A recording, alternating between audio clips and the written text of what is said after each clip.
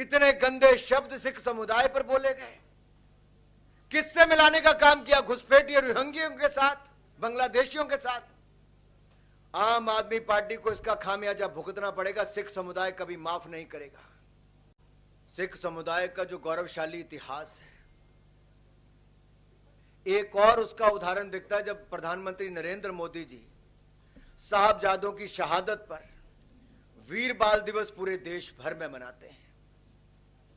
अफगानिस्तान में जब संकट आता है, तालिबान का राज आता है, तो कई बार विशेष जहाज भेजकर गुरु ग्रंथ साहब हों, सिख परिवार हों, उनसे जुड़ी हुए लोग हों, सबको सुरक्षित यहां पर लेकर आते हैं। और सरदार हरदीप सिंह पुरी जी, भारत सरकार के मंत्री और भाजपा के नेता, सब उनको रिसीव करके लाते हैं।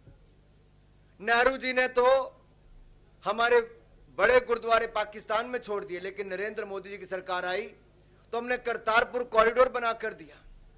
और यही नहीं, हमने हेमकुंड साहब तक रोपवे बना कर दिया। लेकिन जो कांग्रेस जिसने 1984 के सिख दंगे करवाए थे, जिनके बड़े बड़े नेताओं के कत्लेआम में हाथ पाया गया, एसआईटी की जांच भी अगर सिख दंगों पर, 1984 के दंगों पर कराई तो नरेंद्र मोदी की सरकार ने कराई। और यही नहीं, हमने गुरुओं के 550वां प्रकाशोत्सव गुरु नानक देव जी का, 400वां गुरु तेग बहादुर जी का पूरे धूमधाम से देश और दुनिया में नरेंद्र मोदी की सरकार ने मनाया।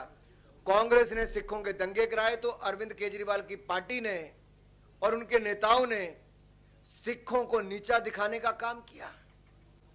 इतने गंदे शब्द सिख समुदाय पर बोले गए। किससे मिलाने का काम किया? घुसपैठियों रोहिंग्यों के साथ, बांग्लादेशियों के साथ। आम आदमी पार्टी को इसका खामियाजा भुगतना पड़ेगा। सिख समुदाय कभी माफ नहीं करेगा। मैं और मेरे सीनियर लीडर सरदार आरपी सिंह और हमारे सिख या पंजाबी भाईचारे के लोग हमारे साथ आज गुरुद्वारे जाके हमने पहले तो मतलब गुरु से ओट आसरा लिया है, उनकी शरण में आए हैं कि गुरु हमें ताकत दे भी इनका जो ऐसे दुष्ट लोग हैं, जो ऐसे पापी लोग हैं, उनका मुकाबला कर सकें। और दूसरी बात, ये दिल्ली जहां खड़े हैं, हमारे गुरु इस दीन दुनिया के लिए मुगलों से लड़ते रहे हैं, मुगलों से लड़ते रहे हैं। हमारे गुरुओं के परिवार शहीद हुए, कुर्बानियां हुई। आज वही मुगल जो बांग्लादेशी रोहिंग्या, उनके साथ हमारे मंत्री जी हरदीप पुरी साहब को और हमें जो सिख या पंजाबी हैं उनके साथ मिलाया जा रहा है। और वो आम आदमी के नेशनल स्पोक्सपर्सन और एमएलए। और कहीं ना कहीं इसमें ये एक बड़ी साजिश है, वोट बैंक की साजिश है।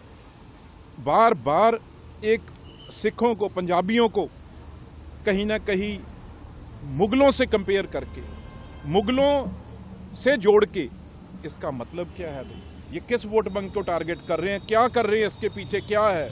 तो इसलिए आज बहुत गंभीरता से हमने अपने गुरु को आके अपनी उनकी शरण में आए हैं। और जितनी देर भगवंत मान और केजरीवाल जितनी देर ये माफी नहीं मांगेंगे, तो लगातार दिल्ली के पंजाबी और सिख जहां भी ये जाएंगे, इनका विरोध होगा, इनसे प्रश्न पूछे जाएंगे। और अगर नहीं देंगे तो हम खुद जाके ये बात सामने करेंगे भी आपने जो गुरुओं ने जिन मुगलों को इस देश पे अत्याचार, हमारी बहू बेटियों की इज्जत बचाने के लिए हमारे गुरुओं ने शहादतें दी, आप उन मुगलों से सिखों को और पंजाबियों को जोड़ रहे हैं।